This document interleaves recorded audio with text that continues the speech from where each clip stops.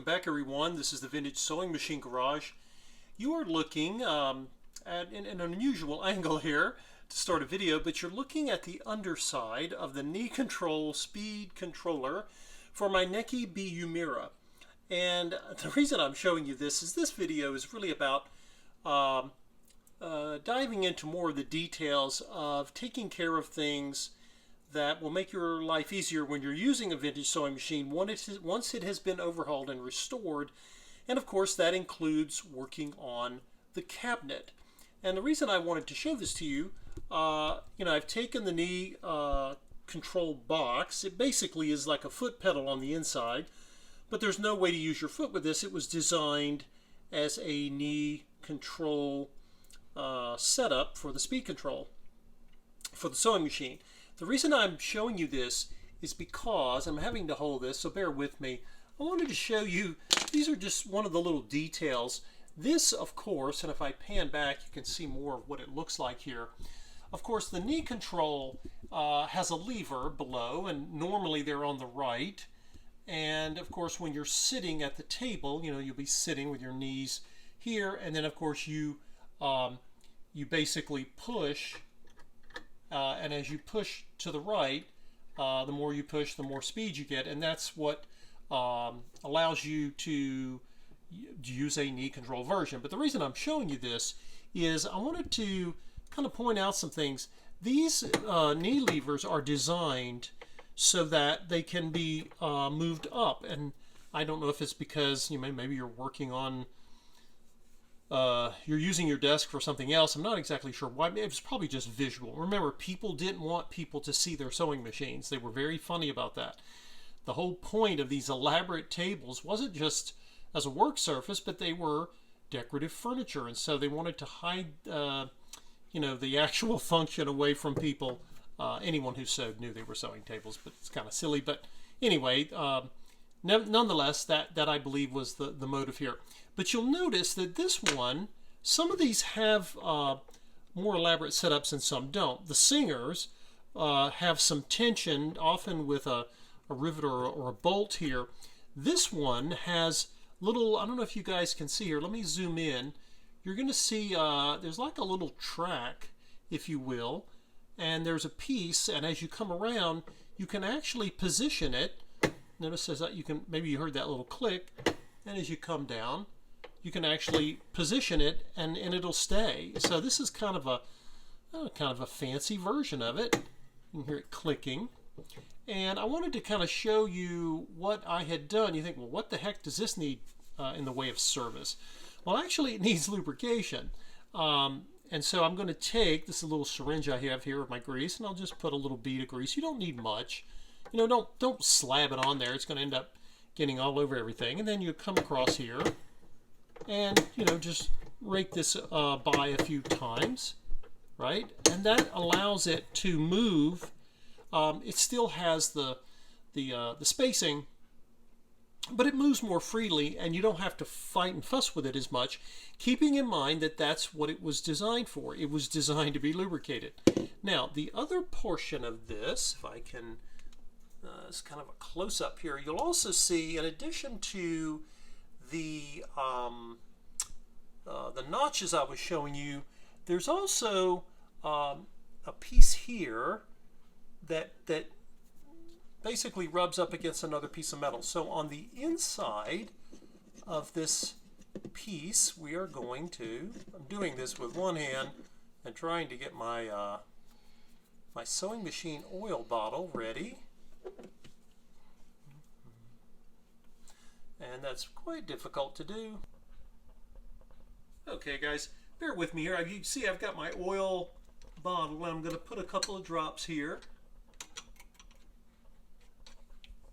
And basically that's it. That's all the lubrication it needs. It doesn't need it very often. In fact, this thing probably hasn't been lubricated in, oh God, I don't even know how long. But again, that's a little detail that it can be really useful when you've gotten a machine and you've gotten the table home and you're trying to get everything set up. So bear with me here. We're going to move the camera again. I'll show you a few other areas on the table that are coming along. Okay, many of you who've been watching the videos on this this very expensive sewing cabinet table.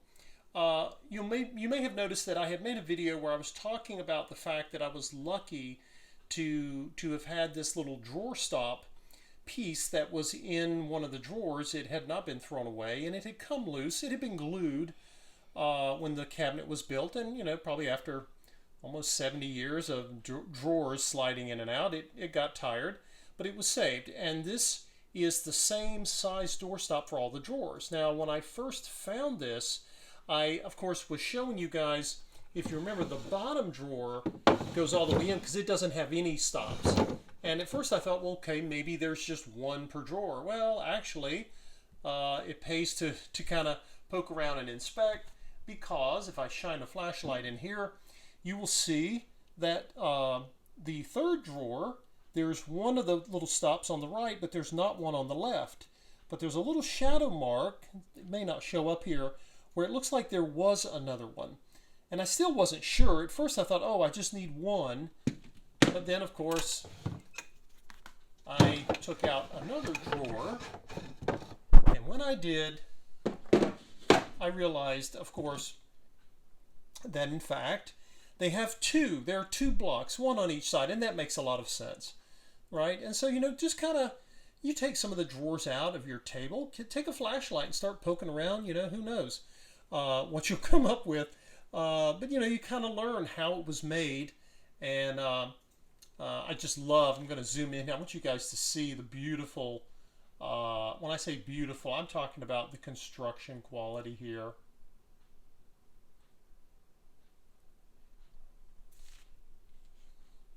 I don't know if you guys can see, I've got the flashlight in here, but this is all hardwood, right? This is just amazing. There's no particle board in here. There's no plastic. It's beautiful, and it weighs a ton, of course. But the quality of the construction is just incredible. Anyway, I'll be showing you guys more. I'm going to get a piece of wood, and we'll be basically checking all the drawers, and I'll cut a piece of wood exactly the right size, and I'm not worried. I can measure.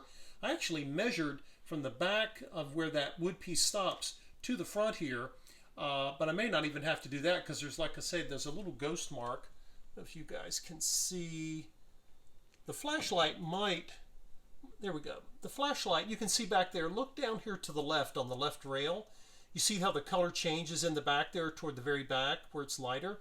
That's where the missing piece used to be, right? And there's a little bit of glue there from the past where I guess it was glued in the factory. But anyway, I just wanted you guys to see that as I go exploring, I started to notice that in fact, you learn as you go here. And so I'm going to be, this is not going to cost very much at all. I'll go to a hardware store and get a piece of wood.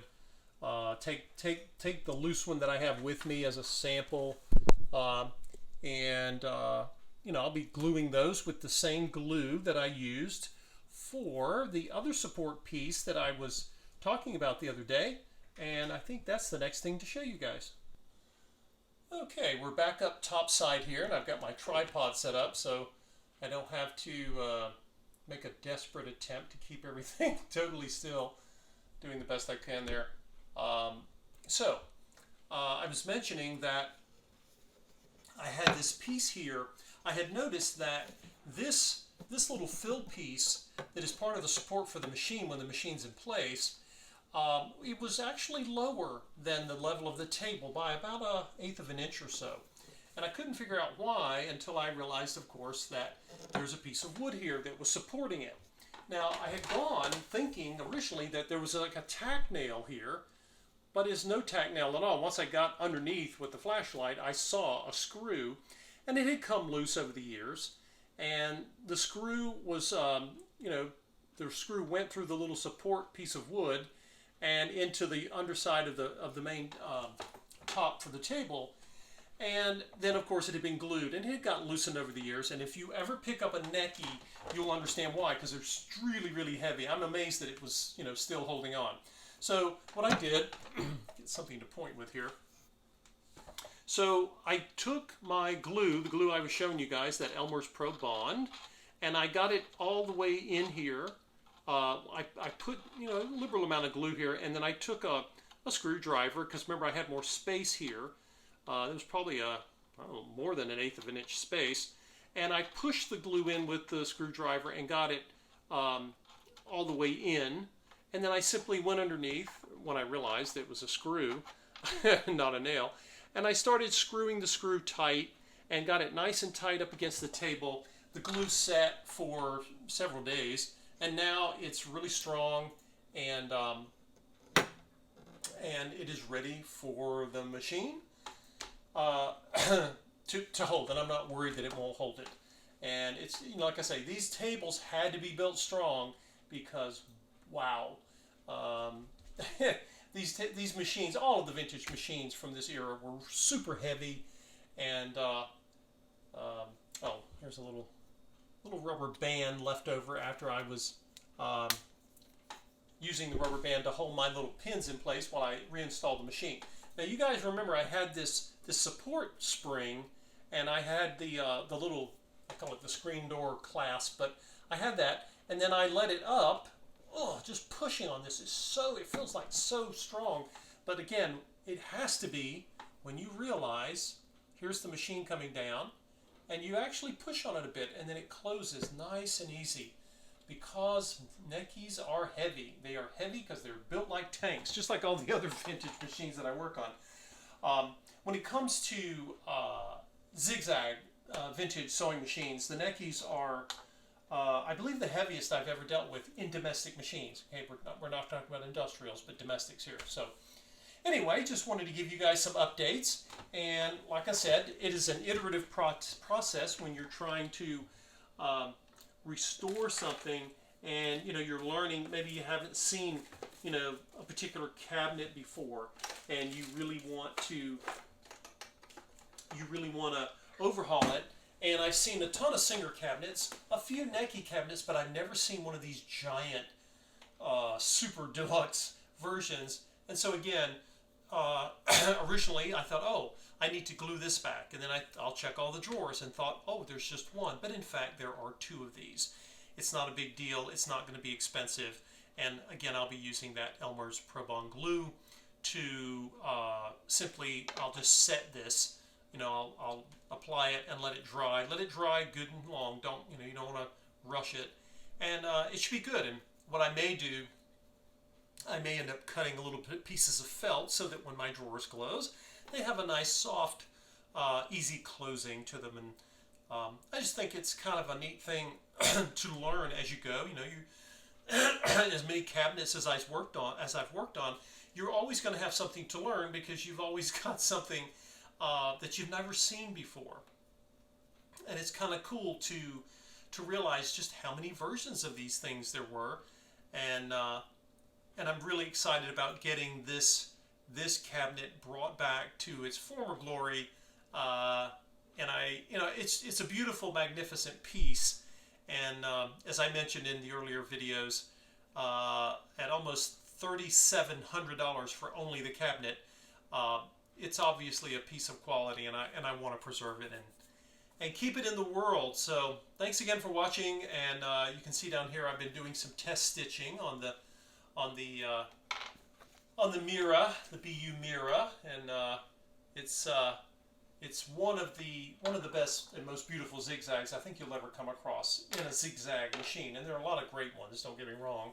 I restored a lot of them, and I love them all, but the Neckies are one of the best I've ever come across. Anyway, if any of you have worked on cabinets or tried to make repairs to cabinets other than the refinishing, or any kind of repair, it doesn't matter, put your comments down below and let me know what kind of success you've had, what kind of, or maybe challenges you've had, because these cabinets are, in my experience, if they've been inside, if they're from the original owner or the owner's home, they can be gorgeous and well cared for, but many of them were unloved. They were handed down, passed around, and they've led some tough lives. And it's remarkable given how magnificent they are as pieces of furniture, but like many good pieces of furniture, they can be brought back. Thanks for hanging in there with me, guys. Moving along on the Necki, and hope to be able to do its debut video soon. And thank you so much for watching.